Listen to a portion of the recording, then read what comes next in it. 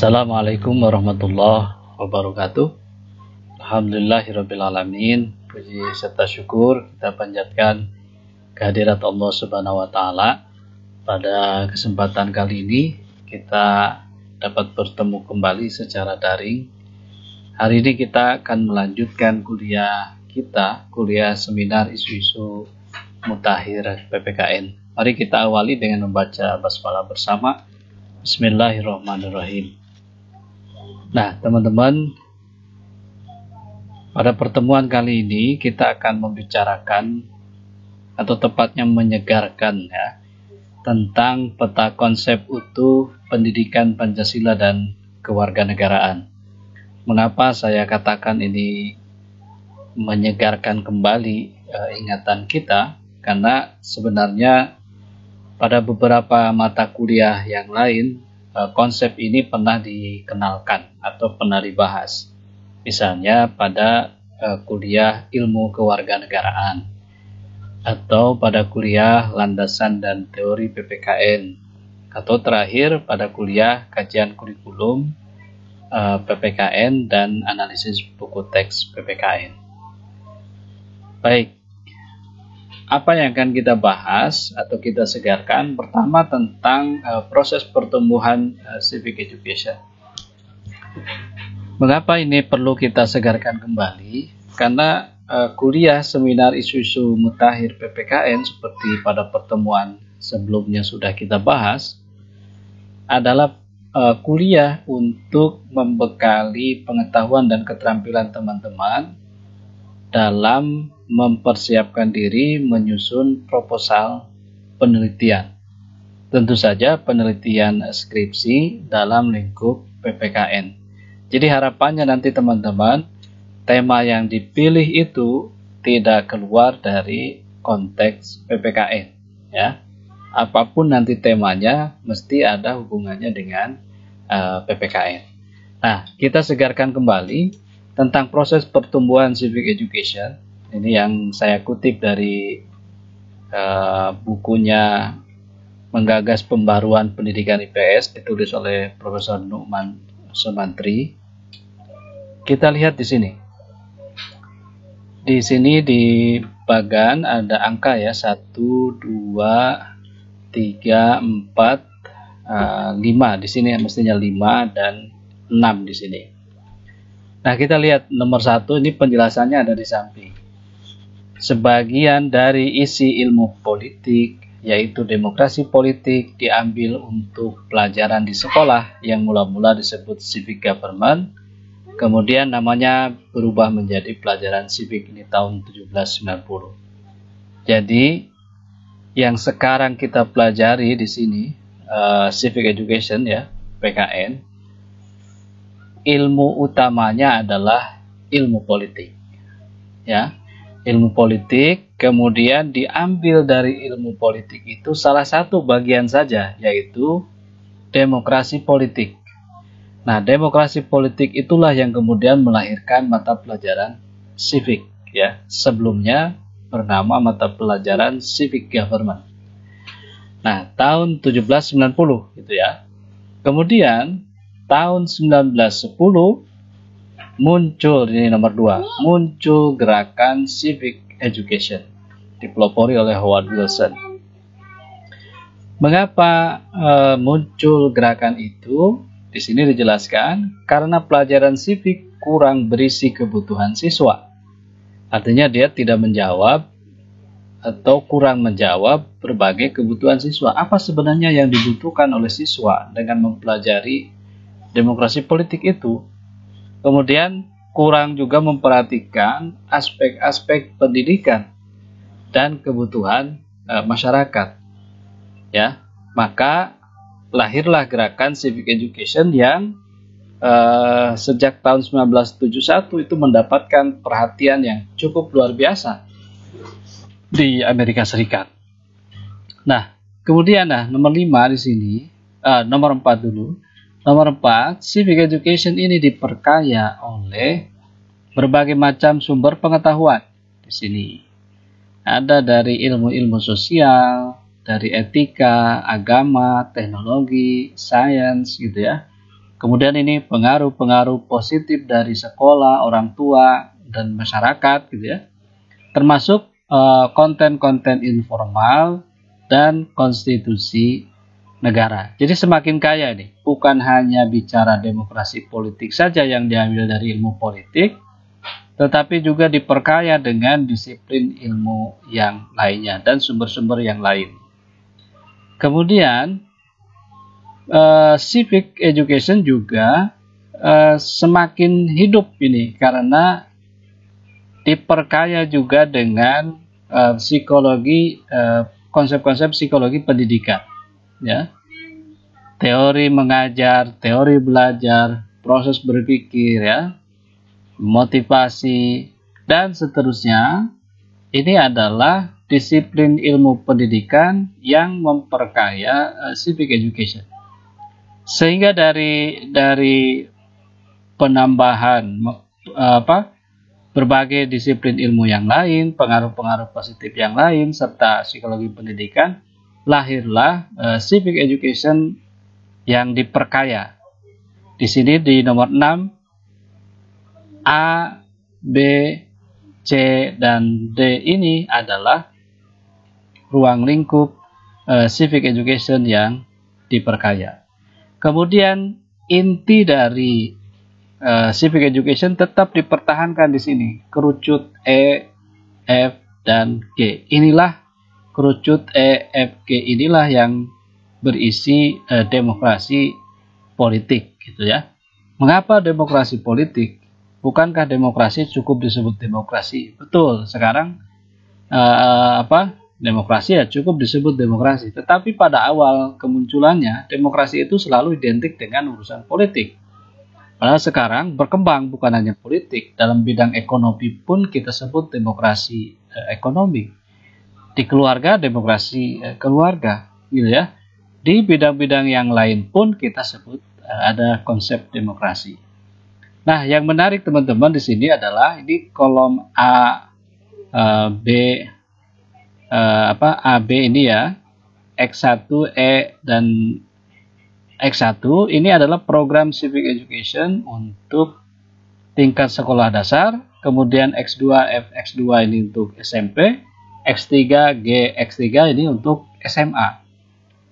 Dan X1, X2, X3 ini adalah bahan-bahan lain yang memperkaya tadi, memperkaya inti dari civic education. Dari disiplin ilmu-ilmu yang lain, dari pengaruh-pengaruh positif yang lain, serta dari pengaruh ilmu-ilmu pendidikan. Nah, yang menarik adalah kerucut ini. Kalau di tingkat sekolah dasar, idealnya materi tentang demokrasi politik itu tidak perlu banyak-banyak, gitu ya. Tetapi yang harus diperbesar apa? Ini pengaruh-pengaruh positif dari sekolah, orang tua, dan masyarakat, gitu ya. Atau boleh juga kita katakan di sini adalah materi-materi tentang karakter, tentang moral, tentang akhlak, gitu ya, tentang etika. Ini pembiasaan di sini. Jadi untuk tingkat sekolah dasar, materi pembiasaan agar siswa memiliki karakter yang baik, moral yang baik, porsinya lebih banyak dibandingkan dengan materi inti dari PKN itu sendiri. Nah, gitu ya. Jadi materi PKN-nya sedikit, yang banyak apa? Moralnya. Gitu. Kemudian SMP, materi inti PKN-nya semakin besar, tetapi pengaruh luar, moral, karakter, etika, akhlaknya juga cukup besar juga, ya. Jadi masih juga kita berikan pendidikan karakter untuk tingkat SMP, anak-anak SMP. Nah, kemudian untuk tingkat SMA, materi inti dari civic education-nya semakin besar, sementara karakternya semakin mengecil. Kenapa? Karena materi-materi karakter, pembiasaan karakter sudah dibiasakan di tingkat SD dan SMP, sehingga di sini hanya pengulangan saja. Harapannya sudah terbiasa para siswa itu berkarakter yang baik. Nah, yang perlu ditanamkan atau perlu dibelajarkan adalah inti dari civic education-nya itu, yaitu demokrasi politik.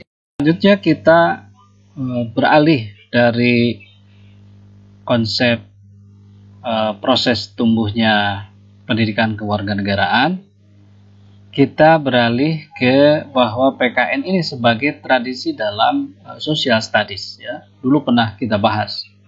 Secara metodologi, PKN sebagai suatu bidang keilmuan yang merupakan pengembangan tradisi social studies, yaitu transmisi kewarganegaraan, kini sudah berkembang pesat menjadi suatu struktur keilmuan yang dikenal sebagai citizenship education. Jadi ada konsep civic education tadi, ada pula konsep citizenship education. Kalau di bagan tadi, kemunculan civic dan civic education itu semata-mata untuk tujuan sebagai mata pelajaran di sekolah. Nah, dalam konteks pendidikan disiplin ilmu sosial, di mana PKN adalah kelanjutan dari salah satu tradisi pendidikan ilmu sosial itu, yaitu transmisi kewarganegaraan, maka PKN itu berkembang bukan sekedar civic education yang hanya sebagai mata pelajaran, tetapi sudah berkembang menjadi citizenship education. Apa artinya?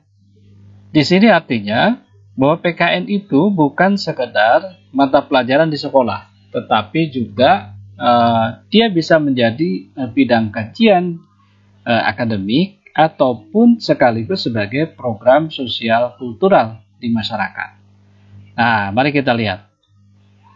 Inilah peta konsep PKN yang utuh, ya, yang menggambarkan bagaimana perkembangan civic education khususnya di Indonesia, dan bagaimana perkembangan dari civic education ke citizenship education dengan dimensi yang lebih luas, ya. Saya ambilkan ini sumbernya dari buku tulisan Profesor Abdul Aziz Wahab dan Profesor Sabria tentang teori dan landasan pendidikan kewarganegaraan. Nah, baik teman-teman, kita lihat di sini. Ini adalah pendidikan kewarganegaraan, atau kita boleh sebut misalkan sebagai PPKN, ya. Nah, ini pendidikan kewarganegaraan.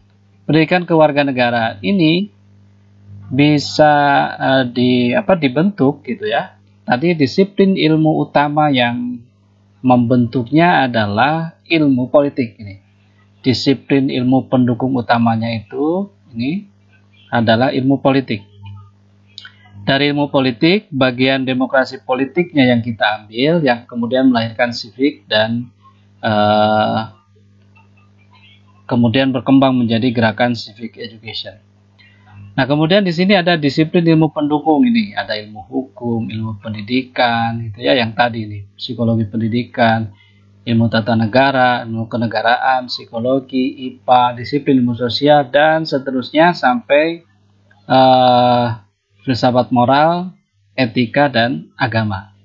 Ini sebagian sudah tadi dibahas pada bagian sebelumnya.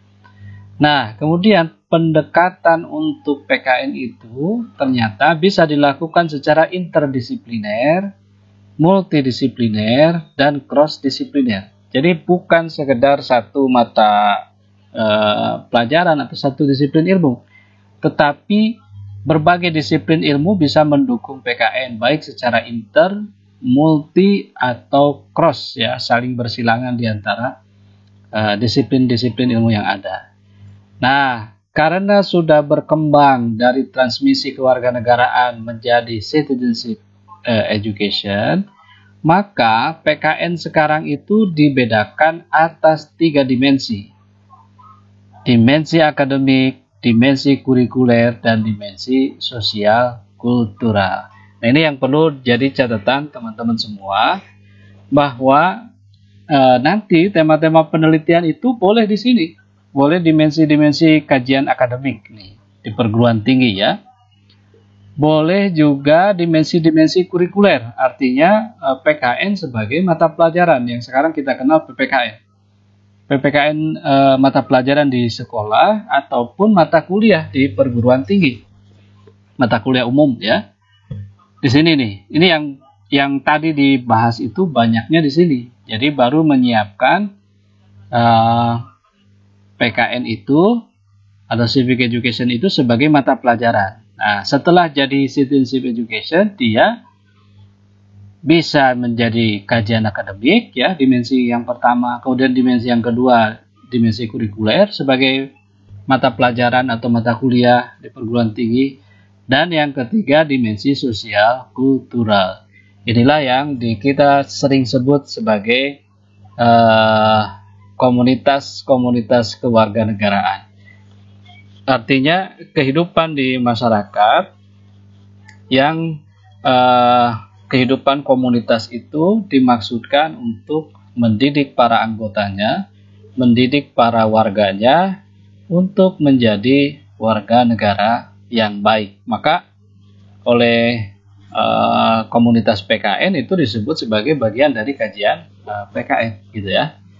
Jadi ini tiga ini penting bagi Anda pahami. Tiga ini menunjukkan inilah ruang lingkup kajian yang boleh dijadikan tema penelitian kita. Boleh PKN sebagai kajian akademik, boleh PKN sebagai kurikuler, dan boleh PKN sosial kultural. Yang kajian akademik yang seperti apa? Nah, biasanya ini dikembangkan oleh para mahasiswa S2 dan S3. Nah, kalau kita cukup di sini nih, di sekolah misalkan, bagaimana materi-materi pembelajaran di sekolah. Anda boleh lihat itu. Bagaimana metode-metode pembelajaran PPKN di sekolah. Bagaimana strategi pembelajaran. Bagaimana sumber pembelajaran. Bagaimana media pembelajaran. Bagaimana evaluasi pembelajaran PPKN di sekolah. Ini nih, banyak itu. Selalu menarik untuk dilakukan penelitian, ya, untuk mata pelajaran PPKN di sekolah, atau juga mata kuliah PKN di perguruan tinggi. Nah, kemudian yang sosial kultural ini yang di masyarakat, ya, di masyarakat misalkan kelompok-kelompok Karang Taruna, kelompok-kelompok majelis taklim, organisasi kemasyarakatan, ormas, gitu ya, organisasi keagamaan, bagaimana mereka berkontribusi dalam pembentukan warga negara yang baik. Nah, warga negara yang baik yang seperti apa, gitu ya? Warga negara yang baik ini, gitu ya? Warga negara yang baik yang seperti apa? Dia yang memiliki kecerdasan ini, civic intelligence, memiliki tanggung jawab, ya, civic responsibility, dan memiliki kemampuan untuk berpartisipasi, civic participation, baik pada tingkat lokal, nasional maupun global. Ini salah satu karakter warga negara yang baik. Dia memiliki kecerdasan, tanggung jawab, dan kemampuan untuk berpartisipasi, gitu ya. Nah, kecerdasan pun ini dibagi lagi. Ya, ternyata luas juga. Kalau Anda mau membahas tentang kecerdasan, maka kecerdasan itu bisa dalam aspek intelektual, ya, kecerdasan warga negara dalam aspek intelektual, bisa kecerdasan warga negara dalam aspek emosional, bisa kecerdasan warga negara dalam aspek spiritual, dan kecerdasan warga negara dalam aspek sosial, gitu ya. Ini spiritual misalkan kesalehan individual, kesalehan ritual ini biasanya kita sebut lagi. Nah, kecerdasan sosial inilah yang kesalehan sosial. Ya. Ini hablum minallah yang spiritual, ini sosial hablum minanas. Nah, itu teman-teman. Jadi luas sekali kajian PKN yang bisa teman-teman tulis menjadi tema penelitian, ya, menjadi tema penelitian Anda. Kemudian semuanya, karena tadi inti dari PKN adalah demokrasi, maka semuanya diarahkan untuk mewujudkan, menjadikan warga negara yang baik, yang dapat mewujudkan kehidupan masyarakat madani Indonesia, ya, masyarakat Indonesia yang dicita-citakan. Oke, itu peta konsep PKN yang utuh. Oke, baik teman-teman. Setelah tadi kita melihat peta konsep utuh, ya, dari PKN, maka secara paradigmatik, ya, secara sistemik PKN itu dapat digambarkan sebagai berikut. Dilihat dari dimensinya.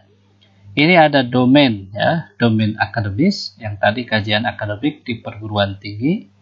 Biasanya ini menjadi kajian mahasiswa S2 dan S3.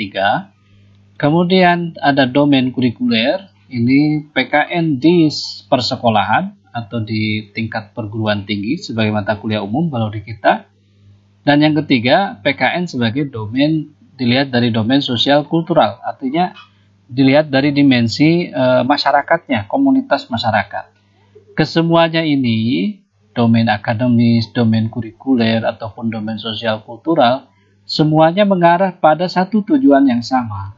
Nah, mereka ketemu di irisan yang sama di sini, membentuk warga negara yang cerdas dan baik, gitu ya, smart and good citizenship. Nah, selanjutnya sasaran akhir ini kita lihat. Sasaran akhir dari pendidikan kewarganegaraan adalah terbentuknya ini budaya kewarganegaraan, gitu ya, yang dibangun oleh pertama ada civic virtue, kebajikan kewarganegaraan. Kemudian civic disposition, civic confidence, sikap dan kepribadian demokratis. Kemudian ada civic commitment, kesediaan dan kemauan berdemokrasi. Civic skill, civic participation, civic responsibility. Di sini partisipasi politik yang bertanggung jawab, cerdas, gitu ya.